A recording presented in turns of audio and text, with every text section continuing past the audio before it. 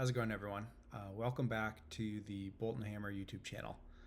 This will be the first of a few different videos where I give you some background on the different types of armies that you can play in 40K. I'm also going to go over some of the different play styles to give you a bit of a background and a bit more of a sense of what you might be interested in playing and collecting. I'm not going to go into any detail really at this point.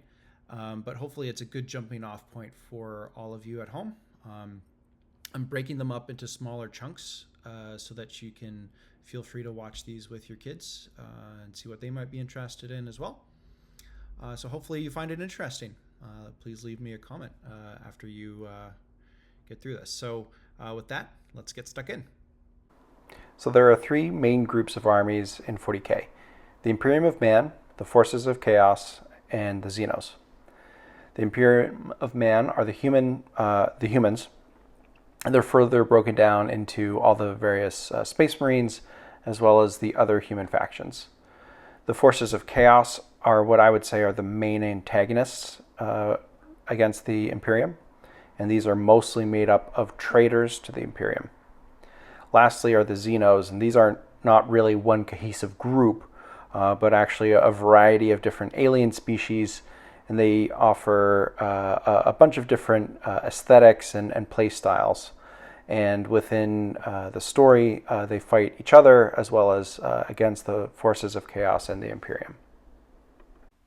Wah! Wah! Pew pew pew pew pew! Wah! Excuse me. I think what's really important when you're starting to pick your army is picking something that aligns with how you want to play the game. I've listed some of the different decision points here as to how a particular army might play. It is important to note that the rules are not so strict as to force you to play only one way for any given army. There is a fair amount of flexibility, but each army is definitely going to be better at playing a certain way. And so an army might be better at shooting its guns versus getting into hand-to-hand combat versus using their psychic mind powers to do damage.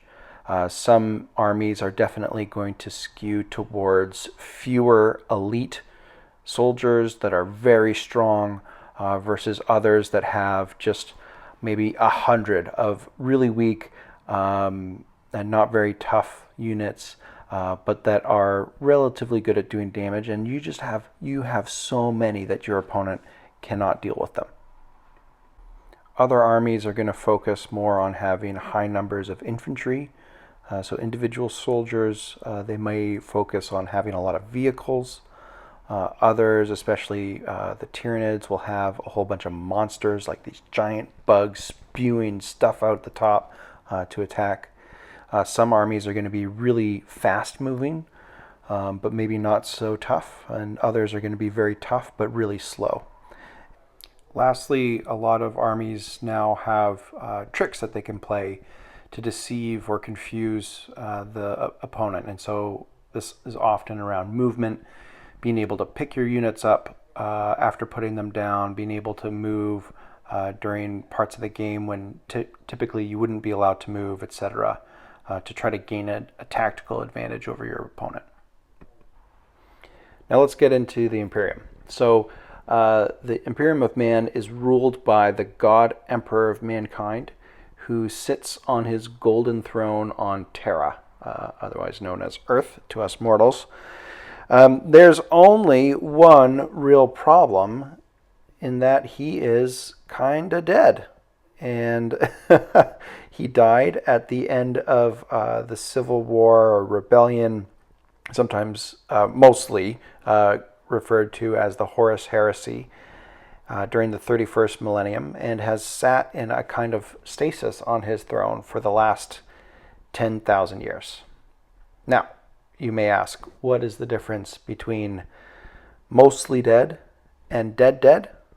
Well, mostly dead is slightly alive.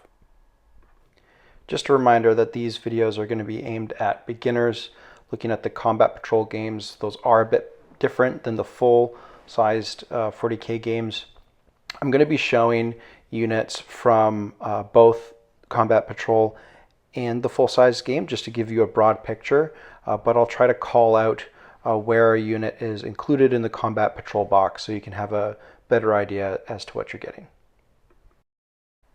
Space Marines. These are probably the most iconic of all the 40K armies. They're made up of genetically modified super soldiers. Now, what you may not know is that there are many different chapters of Space Marines. I show some of the models here painted in various chapters colors. As with the other armies that we'll look at, each chapter has its own history, its own books, play style, and colors. In general, their armies tend to be characterized by foot soldiers with armored personnel carriers and maybe some tanks, maybe some walkers also. They tend to be better at melee fighting than shooting, but their shooting isn't bad. They tend to be pretty tough for individual infantry. Many chapters have units that are unique to their chapter, but most units you can use with any chapter. You can play, though, only as one chapter in a regular one-on-one game. But if you don't like any of the chapters that Games Workshop has created, the rules are flexible enough for you to create your own.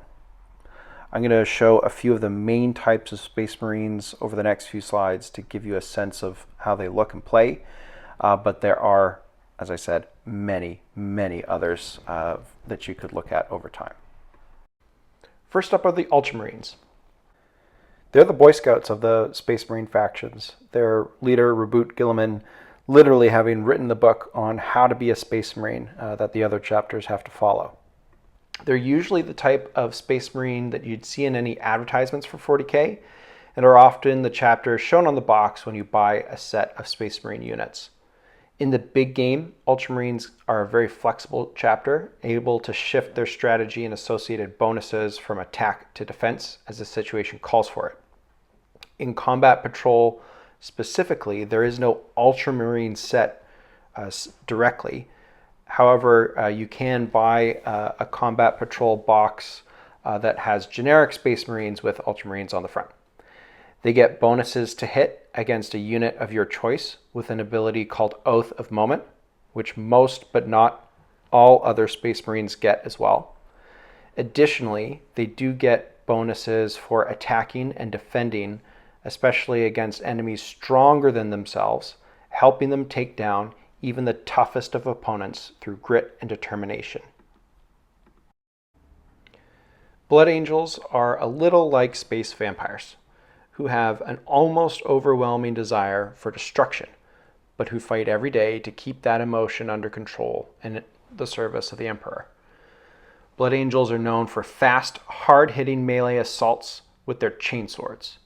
They love to use jump packs, allowing for flight and extra movement, more than other Space Marines, but unfortunately there are no jump packs in the Combat Patrol set. In the Combat Patrol specifically, they retain Oath of Moment, so bonuses to hit, like the generic Space Marines, and also have bonuses for fighting, and have some movement tricks to play with an included armored personnel carrier known as an Impulsor. The Space Wolves are another fast and hard-hitting melee-focused Space Marine chapter, this time with a heavy Viking and Wolf theming.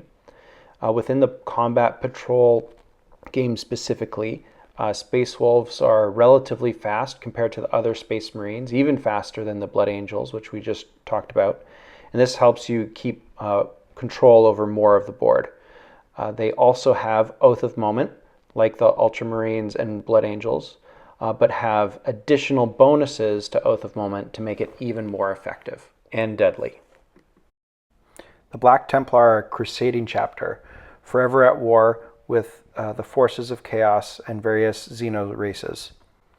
Their Combat Patrol retains the Oath of Moment bonus to hit, as many of the other Space Marines do, and they also have bonuses for charging into enemy lines and attacking the nearest enemy unit, particularly in melee. Like the Black Templars, the Dark Angels have a heavy Crusader aesthetic. Unlike the Black Templars, the Dark Angels are crusading against themselves, hunting down renegades from their chapter that turned to the forces of chaos 10,000 years ago. Their chapter is broken down into a few different parts. Ravenwing is vehicle heavy, very fast, with good shooting. Deathwing is more focused on big, tough infantry teleporting around the board. And then there's sort of everything else. Unfortunately, the Combat Patrol box does not really include any Ravenwing or Deathwing units.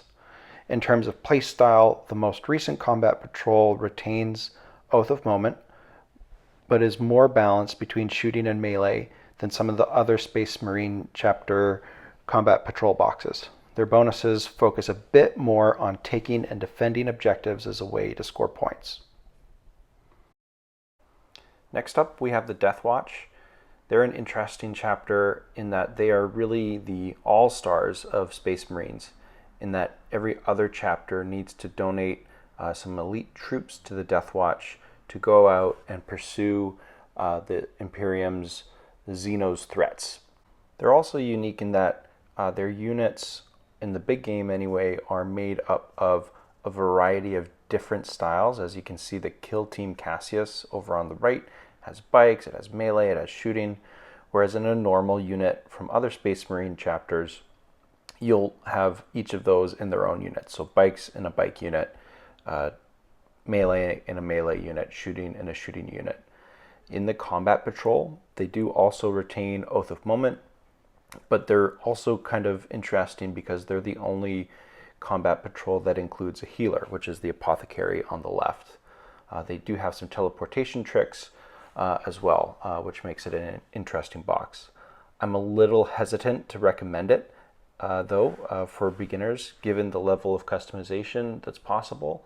And also there are rumors swirling, questioning whether the Death Watch will continue to exist as a separate product line offered by Games Workshop. And so it could be a little bit of a dead end. If you were to go the Death Watch route, you wouldn't be able to grow your army, but you would, in all likelihood, still be able to play the Combat Patrol style games with it. Last but not least, we have the Grey Knights. These Space Marines are especially tasked with combating the demons in the warp. The warp being the medium through which spaceships fly in order to achieve faster than light travel.